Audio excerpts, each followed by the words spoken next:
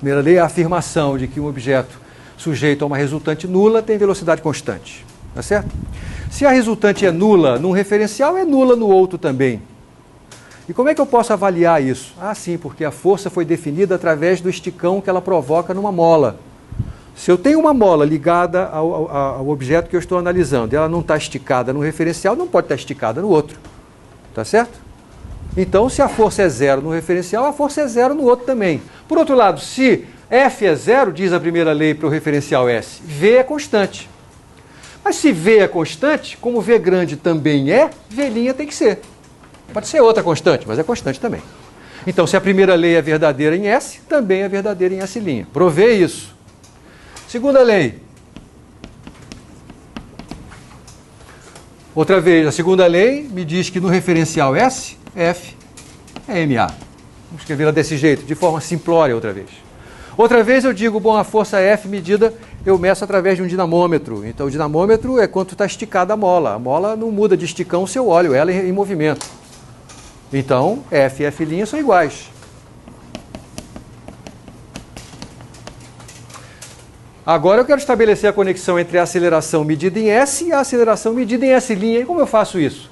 Derivando a expressão de soma de velocidades. Quando eu faço essa derivada, eu obtenho dv dt, que é a aceleração medida em S, é igual a dv grande dt mais dv' dt. E outra vez, ó, aqui eu estou confundindo dt com dt'.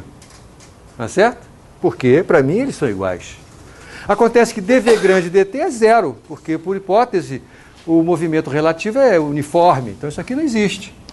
E isso aqui é a aceleração medida no referencial com linha. Então, se é verdade que F é igual a MA, como F é igual a F' e A é igual a linha, é verdade também que F' é M vezes a linha. Então, se a lei de Newton é verdadeira em S, ela é também verdadeira em S'. A terceira lei é até trivial, porque, como eu já estou lhe dizendo o tempo todo, que as forças determinadas ou medidas com o auxílio do dinamômetro não sofrem mudança quando eu olho de um outro referencial, então se duas forças são iguais no referencial S, também são iguais em S'. Isso aqui é trivial, eu nem vou escrever nada. Acabei de provar a você que, se as leis de Newton são válidas no referencial S, também são válidas no referencial S', que se move com movimento uniforme com relação ao primeiro. Dito de uma forma sofisticada, as leis de Newton são invariantes na classe dos referenciais inerciais. Quer dizer, não muda de forma quando eu passo de um referencial inercial para outro, na classe dos referenciais inerciais. Muito bem, essa é a relatividade dita galileana, né? É claro que isso não é verdade se a gente incluir nessa classe de referenciais os referenciais acelerados, né? Eu disse, é claro que isso não é verdade. Será mesmo que é claro? Você pode mostrar para mim que isso não é verdade se eu estiver no referencial acelerado ou no referencial em rotação? É uma maneira de dizer, bom, esse termo não vai ser mais zero, né? Então a aceleração não vai ser mais a mesma, vai ter que aparecer aqui um termo adicional. Portanto, a segunda lei de Newton vai para o brejo. Ela não se escreve na sua forma mais simples, que é essa daqui. Um exemplo concreto, né, você pode dar também, se você está num vagão de trem para voltar a Einstein, acelerado, você se sente empurrado para frente, não é verdade? Então tem uma força e, no entanto, com relação àquele referencial, o seu movimento é nenhum, você está parado. Então, há uma violação da primeira lei também, tá certo? No referencial em rotação também acontecem fenômenos semelhantes. Então, isso aqui, essa invariância só é verdadeira na classe dos referenciais inerciais. Eu falei para você agora há pouco da questão da velocidade da luz e do fato de que havia essa descoberta do Maxwell, né, de que ondas eletromagnéticas têm essa velocidade, produzem uma nova pergunta, que é em que referencial a velocidade é aquela. Eu disse, isso aqui vai ser um elemento importante na construção da teoria da relatividade. Antes de nos determos no caso da luz, vamos falar um pouquinho sobre outro fenômeno ondulatório, que talvez seja mais fácil da gente pensar sobre ele, que é a propagação do som. O som se propaga num meio material. Ele precisa de um meio material para se propagar, né? Se eu tiver numa região onde não haja meio material, não há propagação sonora. Afinal de contas, o som é uma onda de pressão. São moléculas que se agrupam, aumentam sua densidade, portanto aumentam a pressão, e esse aumento de pressão vai passando, vai se propagando ao longo de um meio material. Ele precisa de um suporte material. Quando a gente determina a velocidade do som, tanto teórica quanto experimentalmente, nós medimos a velocidade do som relativa ao meio no qual ele se propaga. Então, por exemplo, eu vou supor, se a atmosfera está, nesse momento, dentro da sala, né, se a atmosfera está em repouso, e tome cuidado quando você falar sobre isso, né, o que é a atmosfera estar em repouso, né? Você sabe que o gás atmosférico que preenche essa sala é composto de uma multidão de moléculas, nós vamos discutir isso quando falarmos do mundo microscópico daqui a um mês, né? Que estão em contínuo movimento. Então, o que quer dizer a atmosfera estar em repouso? O que você acha que quer dizer isso? Ou tente imaginar uma situação na qual a atmosfera não esteja em repouso, como contraposição a isso, né? Vento. Claro, né? A atmosfera não está em repouso, não tem vento. Aqui, no momento, bom, o ar-condicionado às vezes provoca um ventinho, vamos ignorar esse efeito, né? Se não tiver ar-condicionado, a atmosfera está em repouso. A velocidade do som é medida no referencial no qual o seu suporte material está em repouso. Então é aí que é neste referencial que a gente estabelece a velocidade do som. E aí vem uma primeira sugestão sobre que tipo de resposta eu vou ter que dar a essa pergunta. Será que existe um meio material sobre o qual as ondas eletromagnéticas se propaguem? E, portanto, essa velocidade aqui seria a velocidade medida no referencial no qual esse meio esteja em repouso? Vamos deixar isso de lado por enquanto. Vamos falar do som, mais simples para a gente. Vamos imaginar a atmosfera em repouso e eu estou num avião que tem velocidade de 200 metros por segundo com relação ao chão. E eu vou receber ondas sonoras da proa e da popa do avião. Tá certo? Então, tem onda sonora vindo que vai me alcançar pela proa, tem onda sonora vindo que vai me alcançar pela popa. E eu quero saber com que velocidade eu, que estou no avião, vou medir. Qual é a velocidade que eu vou medir para essas duas ondas sonoras? A velocidade do som, 340 metros por segundo aqui. Então eu quero saber qual é a velocidade vista da proa e a velocidade vista da popa. Só que a velocidade no referencial do avião. O referencial do avião, deixa eu utilizar essa nomenclatura que eu venho utilizando até agora, né? Eu estou chamando de referencial sem linha aquele que está, de alguma maneira, parado em relação a quê? A gente pode até discutir um pouco mais. No caso, parado em relação ao ar, né? E essa linha, o referencial em movimento, que no caso vai ser o avião. Então o que eu quero são velinha proa e velinha popa. Como é que eu respondo essa pergunta? Então a primeira coisa é, que modelo eu vou utilizar para responder essa pergunta?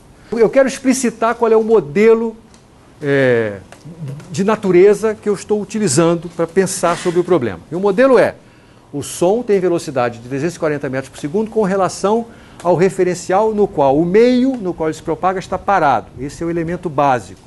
Então S, o referencial S está em repouso com relação ao ar. Ou vice-versa, né? O ar está em repouso com relação a S. Quem é S é o referencial no qual o ar está em repouso. Tá certo? Ora, e quem é S'? S' é o referencial do avião, que não está em repouso com relação a S, que tem velocidade 200 metros por segundo, e eu já de propósito coloquei o símbolo V grande para ele, porque é o símbolo que eu estava utilizando para indicar a velocidade do referencial S'.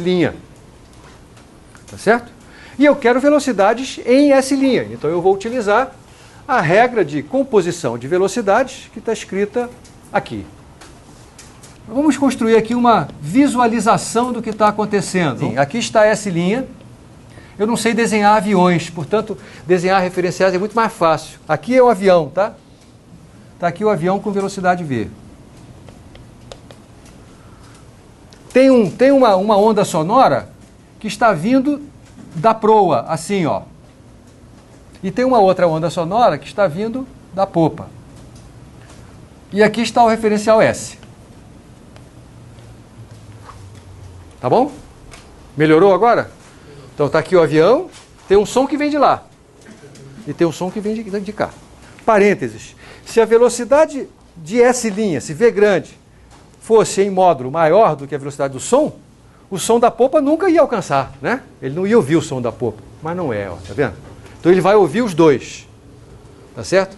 Mas a medida que ele vai fazer das duas velocidades será diferente, como nós vamos ver agora. Então eu começo resolvendo o som que vem da proa. Lembre-se, a equação que resolve o problema, uma vez escolhido o modelo e a visualização, uma vez escolhido o modelo, está claro qual é a equação que eu vou utilizar. Essa daqui. Então vamos ver quem é V grande, né, nesses referenciais que eu estou utilizando aqui. Lembra que V grande é a velocidade de S' em relação a S. Quais são os componentes do vetor V grande? O módulo da componente é 200, porque é a componente paralela à velocidade. E ela está apontada na direção positiva do eixo X. Eu indico isso dizendo que é 200x chapéu. Ou se eu quiser usar só escalares, eu vou dizer que é mais 200, porque é 200 no sentido positivo do eixo X. Então, vou traduzir de qualquer forma, antes de falar de proa ou popa, eu poderia ter escrito assim, ó, Vx e Vy são mais 200 e 0. Som que vem da proa. Som que vem da proa está aqui, e eu sei qual é a velocidade dele medida em S. Então eu sei quem é V pequeno. Lembre que velocidade em S não tem linha. Velocidade em S' tem linha. Então eu sei quem é V pequeno. Como é que eu escrevo V pequeno para o som que vem da proa? Quem é Vx e quem é Vy? O Vx é menos 340, porque aponta no sentido negativo do eixo X. Muito bem. E Vy é quanto? 0. E agora vamos ver quem é V'X, tá certo? Vamos lá. V'X é V pequeno x menos V grande x. Concordam comigo? Simplesmente passei o V grande para o lado esquerdo. Né? Vamos substituir esses valores. V pequeno x é menos 340, menos V grande x, que é 200. Aí está lá a resposta que o Alexandre já tinha anunciado.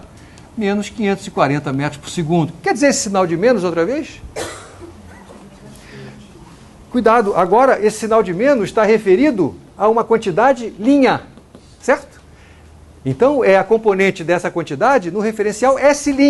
Então S' está vendo a velocidade na direção X' com um sinal negativo, quer dizer, contrário ao sentido positivo. E essa velocidade tem módulo 540 metros por segundo. Vamos ver como é que é o som da popa. Então a única brincadeira diferente é como é que eu escrevo o vetor V. Quem é Vx? A componente dessa velocidade no referencial S. Ela é, pense assim, a componente X é positiva ou negativa? Do som da popa. Positivo. Por quê? Porque aponta no sentido positivo do eixo X. Positivo. Muito bem. E o valor, o módulo dela já está escrito em algum canto aqui. Então é 340. Isso me permite, portanto, descobrir quem é V'X, que vai ser Vx menos V grande x. Vx é 340, V grande x é 200, e o resultado é 140 metros por segundo. E o sinal positivo aqui indica que no referencial S', o som de popa está indo no sentido positivo do eixo X'.